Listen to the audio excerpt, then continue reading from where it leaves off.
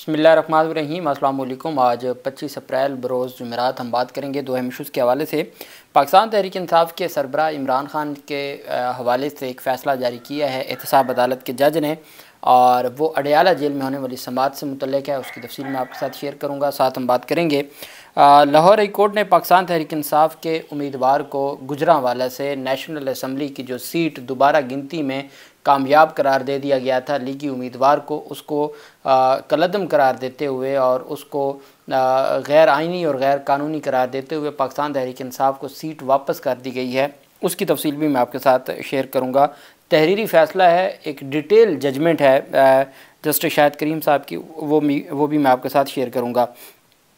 पहले हम बात कर लेते हैं 2015 में एक अफसोसनाक वक़ूआ या वीडियो स्कैंडल सामने आया था। कसूर में छोटे बच्चों की जो वीडियोज़ हैं, गैर अखलाकी वीडियोज़, वो बना के वायरल करने का एक पूरा गैंग, जिसके हवाले से कुछ सियासी लोगों के ऊपर भी इल्ज़ामात थे कसूर में। उसमें दो मुल्ज़मान थे जिनको उम्र कैद की सज़ा दी गई थी मातहत अदालत की जानिब से, और उनकी अपीलों पर समाअत हुई। जस्टिस शहराम सरवर चौधरी साहब की सरबराही में 2 रुकनी बेंच था। दोनों मुल्ज़मान को अदालत ने बरी कर दिया है। मुजरमों की जानिब से आबिद हुसैन खिची एडवोकेट अदालत में पेश हुए और वकील अपील कुनिंदा ने मौक़िफ़ अपनाया कि गवाहों के बयानात में तज़ाद के 22 मुल्ज़मों को बरी किया जाए। हमेशा एक बात जो याद रखने वाली है वो ये है कि चूँकि जैसे मैंने आपको बताया था कि इस्लामाबाद हाई कोर्ट ने कहा कि benefit of doubt is always going to accuse person cipher case में, कि जो भी डाउट होगा उसका फ़ायदा हमेशा मुल्ज़मान को दिया जाएगा। छोटा सा भी शक का फ़ायदा होगा वो मुल्ज़म को दिया जाएगा। हमारे यहाँ ये होता है कि जब सेशन अदालतें सज़ा दे देती हैं और चूँकि प्रोसिक्यूशन का केस कमज़ोर होता है, सरकार अपने गवाहान की तैयारी नहीं करवाती। वो गवाहान एक्चुअल वक़ूआ भी हुआ है। अब मैं आपको बताऊँ, एक कत्ल का वक़ूआ है, उसमें जो मकतूल की फैमिली है वो एक्चुअल कहानी कभी नहीं बताती।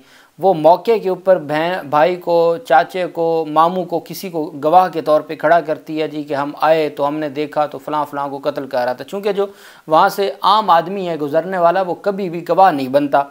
गवाह हमेशा मैनेज किया जाता है, मंसूबा साजी के तहत एप्लीकेशन लिखी जाती है और उसमें अपने गवाहों को फ़िट किया जाता है। जो गवाह नेचुरल विटनेस नहीं होते, जिन्होंने मौके पे वक़ूआ नहीं देखा होता, उस वजह से जब आपने उसकी इब्तदा अपनी एप्लीकेशन और FIR की, गवाहों की या जो वक़ूआ है उसमें आपने कोई हेर फेर करके उसमें आपने तब्दीली की है, जिसकी वजह से आपने अपने घर से झूठ का या गलत बयानी का इब्तदा की है, तो वो जब उन गवाहों से 4 सवाल पूछता है वकील, 5वें सवाल पे समझ आ जाता है कि ये झूठा गवाह है।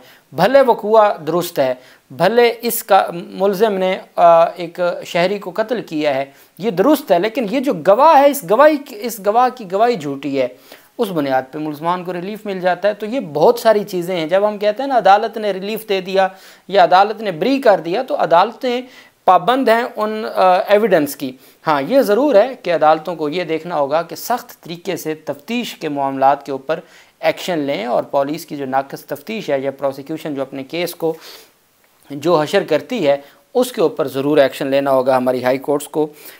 इसमें भी यही हुआ है कि गवाहान थे वो प्रोसिक्यूशन के, उनके बयानात में इतने तज़ादात थे कि वो जो सज़ा थी वो किसी सूरत भी कायम नहीं रह सकती थी। लाहौर हाई कोर्ट ने कसूर वीडियो स्कैंडल में उम्र कैद की सज़ा पाने वाले हसीम आमिर और फैज़ान मजीद की अपीलों को मंजूर कर लिया। 13 दिसंबर 2023 को भी लाहौर हाई कोर्ट ने 2015 के कसूर वीडियो स्कैंडल के 3 मरकज़ी मुजरमान को बरी किया था, और उसमें ये आबिद हुसैन खिची ने बताया कि अदालत ने उनके क्लाइंट्स को रिहा किया है। वकील ने कहा इस केस के 6 मरकज़ी मुल्ज़मान थे, जिनमें से 3 को पहले छोड़ दिया गया था और बाकी 3 को आज रिहा किया गया है।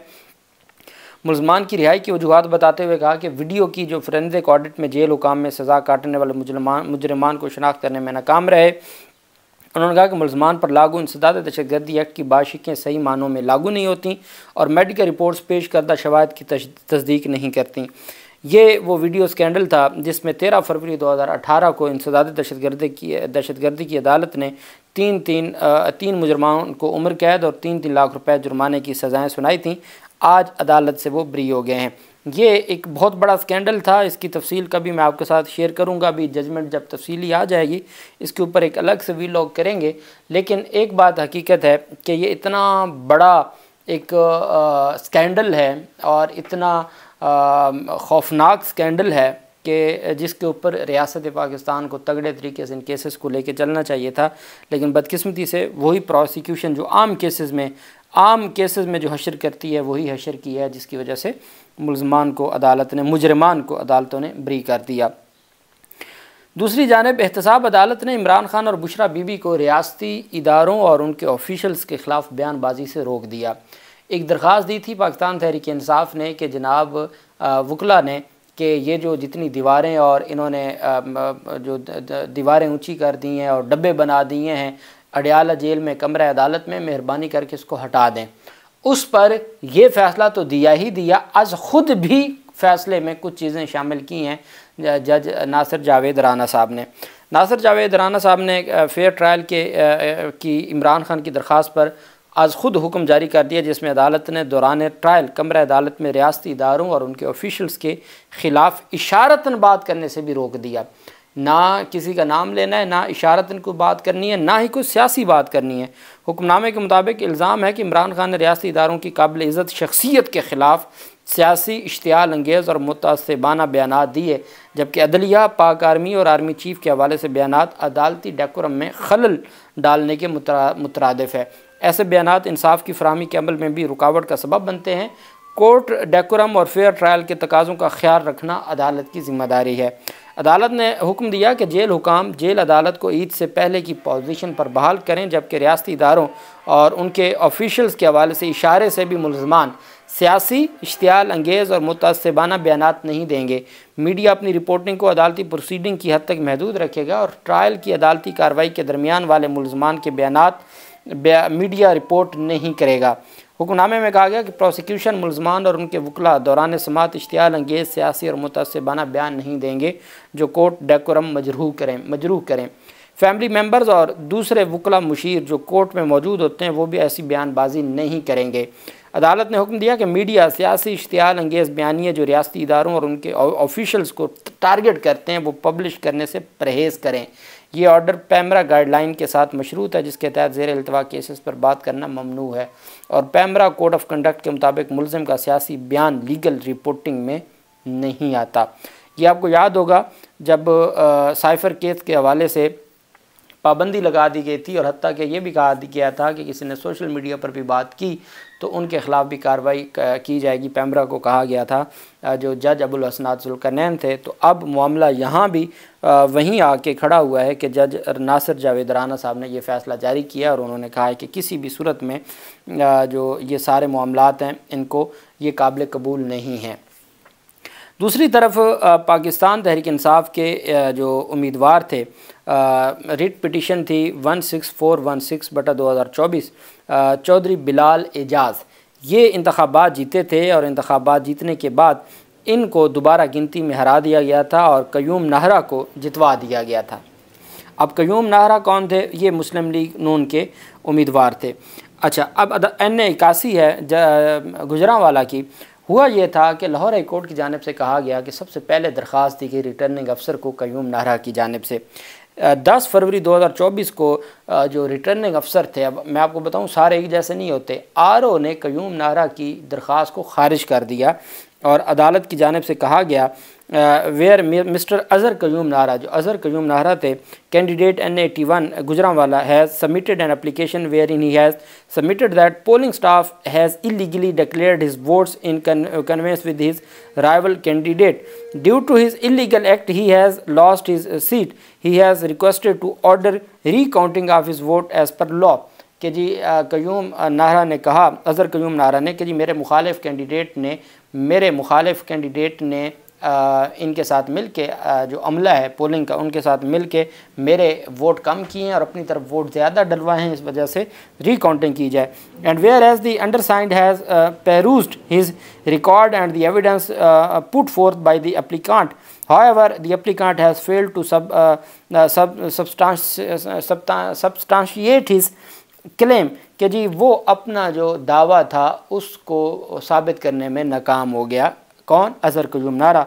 Now therefore Mohammad Naveed Haider returning अफसर आई यानी मैं मोहम्मद नवीद हैदर रिटर्निंग अफसर कि मैं मोहम्मद नवीद हैदर रिटर्निंग अफसर ये ऑर्डर देता हूँ NA81 Gujranwala hereby dismiss is application being devoid of facts, इसकी एप्लीकेशन को खारिज करता हूँ। अब जस्टिस शाहिद करीम साहब कहते हैं कि इनकी 10 फरवरी को एप्लीकेशन खारिज होगी, ये पहुंच गया इलेक्शन कमीशन के पास। इलेक्शन कमीशन ऑफ पाकिस्तान ने अपने इख्तियारात से तजावुज़ करते हुए इनकी दरख्वास्त को मंजूर कर लिया और अदालत ने दोबारा गिनती का हुक्म दे दिया। लाहौर हाई कोर्ट ने NA81 गुजरांवाला से PTI उम्मीदवार राना बिलाल एजाज़ की दरख्वास्त को मंजूर किया और अदालत ने कहा कि फॉर्म 47, फॉर्म 48 और फॉर्म 49 जारी होने के बाद दोबारा वोटों की गिनती का हुक्म देना ही गैर कानूनी था। इंतखाबी अमल या इलेक्शन प्रोसेस के दौरान वोटों की गिनती का नोटिफिकेशन जारी हो सकता था। जब ये सारा प्रोसेस हो गया, नोटिफिकेशन जारी हो गया, हलफ ले लिया, उसके बाद दोबारा गिनती का नहीं कहा जा सकता। दोबारा वोटों की गिनती का नोटिफिकेशन 18 मार्च का गैर कानूनी है। 10 फरवरी को रिटर्निंग अफसर से दरख्वास्त खारिज हो रही है और उसके 1 माह और 8 दिन बाद इलेक्शन कमीशन 18 मार्च को दोबारा गिनती का हुक्म दे रहा है। दोबारा वोटों की गिनती का जो नोटिफिकेशन था वो गैर कानूनी था और रिकॉर्ड के मुताबिक रिटर्निंग अफसर ने मुखालिफ उम्मीदवार अजहर क़य्यूम नारा की दोबारा वोटों की गिनती की दरख्वास्त पहले ही खारिज कर दी थी। दरख्वास्त गुजार PTI उम्मीदवार 1,17,717 वोटों से कामयाबी हासिल की। 16 फरवरी को इलेक्शन कमीशन ने दरख्वास्त गुजार की कामयाबी का नोटिफिकेशन भी जारी किया। दरख्वास्त गुजार कौमी असम्बली में हलफ भी ले चुके हैं। इलेक्शन कमीशन आला अदालतों के फैसले अदालतों के दिए गए फैसलों का पाबंद है। लाहौर हाई कोर्ट ने करार दिया कि इलेक्शन कमीशन आला अदलिया के फैसलों का पाबंद है। इलेक्शन एक्ट 2017 इलेक्शन कमीशन को बाख्तियार बनाता है, लेकिन इलेक्शन कमीशन अदालती फैसलों का भी पाबंद है। एक्ट के मुताबिक इलेक्शन कमीशन ईमानदारी के साथ साफ, शफाफ और ईमानदारी के साथ मुनसिफाना इंतखाबात यकीनी बनाने का ज़िम्मेदार है और मुखालिफ उम्मीदवार के वकील के पास आला अदालतों के फैसले की कॉपी से मुतल्लिक कुछ नहीं था। ना उनके पास कोई ऐसी तफसीलात थी, ना उनके पास कोई ऐसा डॉक्यूमेंट था कि जिसकी बुनियाद पर कहा जा सके कि जी इनका कोई केस जो है उसमें कोई जान है या उसमें कोई एविडेंस है इनके पास। The case law cited by London council for respond number 3 is not relevant for decision of the controversy in hand and need not be discussed in detail. कि जो अजहर क़य्यूम नारा के वकील ने जिन फैसलों का हवाला दिया आला अदलिया के, वो इरेलीवेंट थे, इस वजह से उनको डिस्कस करना ही अदालत ने कहा कि फ़ायदा कोई नहीं है। In sum the impugned order is without lawful authority and no legal effect, it is satisfied, consequently the petition is allowed. The notification dated 18/3/2024 issued by election commission notifying the name of respondent number 3 as the returned candidate is also struck down.